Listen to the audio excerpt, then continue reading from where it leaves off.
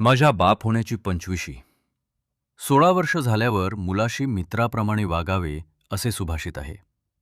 लहानपणापासून आम्ही मुलांना सन्मानाने वागवण्याचा निर्णय घेतला होता. दोन्ही मुले जन्मल्यापासून एकदाही त्यांना एकही फटका दिला नाही की कधी मारहाण केली नाही. एकदा ऋतू आणि ऋषी भांडत असताना ऋषीने हातातील बॅटरी फेकून ऋतूला मारली.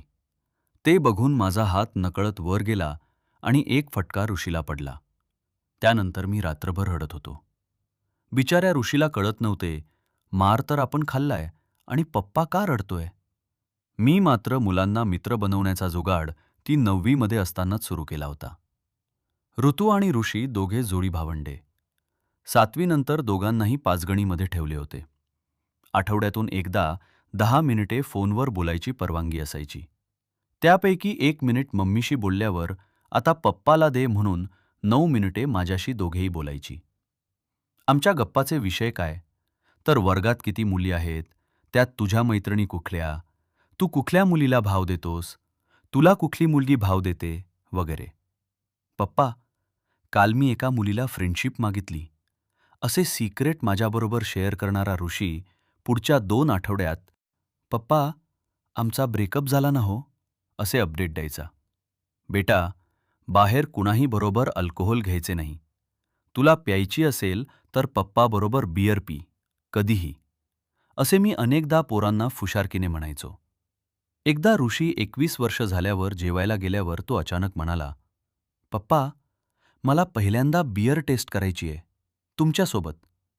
आता आम्ही दोघे पप्पा मम्मी धर्मसंकटात. मम्मी हळूच म्हणाली, नाही म्हण. मी म्हटले, पोरगा मोठा झालाय, आपण दिलेला शब्द पाळला पाहिजे. 2 घोट टेस्ट केल्यावर त्याने सांगितले, मला नाही आवडली, मी नाही घेणार. आणि त्यानंतर खरेच त्याने परत कधीच हात लावला नाही. ऋषीला मागच्या वर्षी स्किन सिटी आणि दधीची सोलरमध्ये संचालक/डायरेक्टर म्हणून घोषित केले. त्याला वेगळी केबिन दिली, ॲपल कॉम्प्युटर दिला आणि स्वतंत्र मानधन सुरू केले. मम्मी खुश झाली, आता पोरगा बिझनेसमध्ये आला म्हणून. मी मात्र त्या दिवशी डोळ्यात पाणी आणून योगिताला सांगितले, बिचाऱ्याची ऐश संपली. कारण ऐश तर बापाच्या पैशानीच होते ना. आता पोरगा कमवायला लागला. सकाळी स्वतःहून वेळेत उठून माझी बिझनेस मीटिंग आहे म्हणून तो बाहेर पडतो, तेव्हा अभिमान तर वाटतो, पण त्याचे लाड संपले याचे वाईट पण वाटते.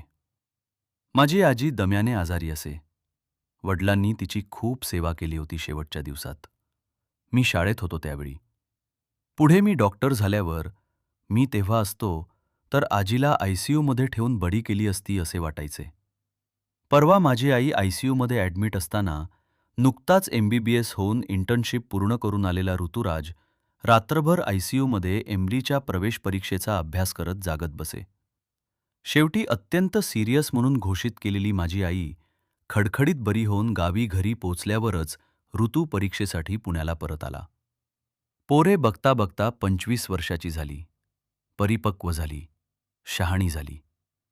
आम्ही मात्र परिपूर्ण आईबाप होण्याच्या मार्गावर अजूनही धडपडत आहोत. पहिल्या मुलाच्या वेळेस आपण अडाणी पालक असतो, दुसऱ्या मुलाच्या वेळी आपण शहाणे पालक होतो.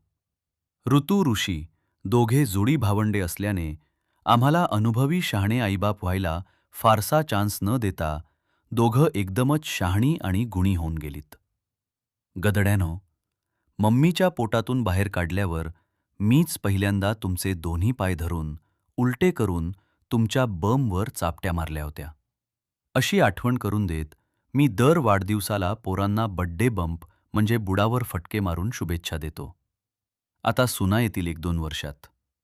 शहाण्या बापासारखा वाग, अशी मम्मीची बोधवचने ऐकत ऐकत मी गुणी पोराचा होतकरू शहाणा बाप व्हायचा प्रयत्न करतो आहे.